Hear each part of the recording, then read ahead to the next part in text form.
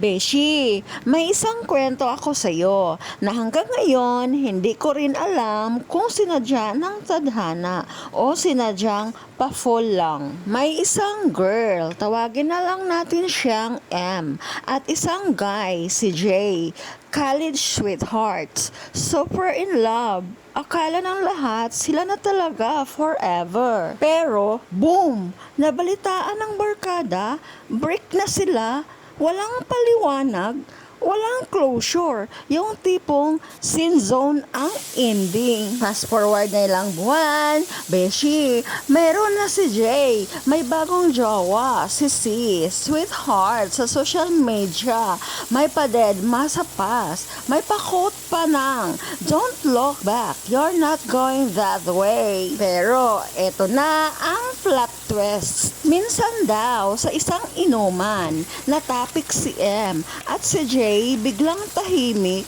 Tapos sabi niya, hindi ko alam kung kailan ko siya titigilan sa isip ko. What? Ayon sa source natin, legit marites to kahit may bago si Jay, parang si M pa rin ang laman ng puso niya.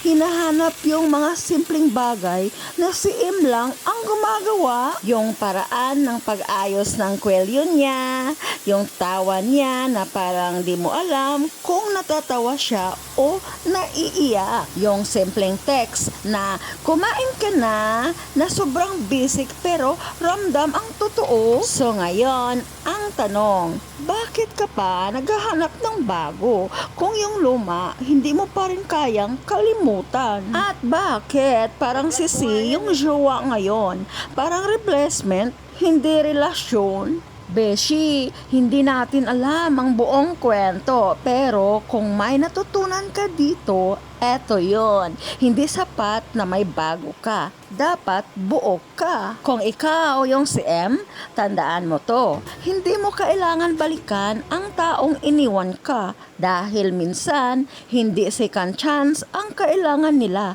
kundi realization na ikaw pala ang hindi nila dapat binitawan. Akala mo tapos na? Hindi, Beshi. Ito pa ang nakakagulat. After ilang buwan, isang gabi, nag-message si Jay kay M. Simple lang, kamusta ka na? Beshi, kung ikaw si M, anong gagawin mo? I-reply mo ba o isin mo lang? Pero si M, matapang. Sabi niya, okay lang ako. Sana ikaw rin. Walang patama, walang sumbat. Pero ramdam mo yung lamig na simpleng okay lang no. Doon nagsimula ang pakamustahan. Minsan tatawag si Jay, hindi para manligaw, kundi para lang marinig yung boses ni M. Kahit alam niyang hindi na siya ang may karapatang tumawag. At eto pa ang pinaka-plot twist. Hindi na si M ang gustong bumalik.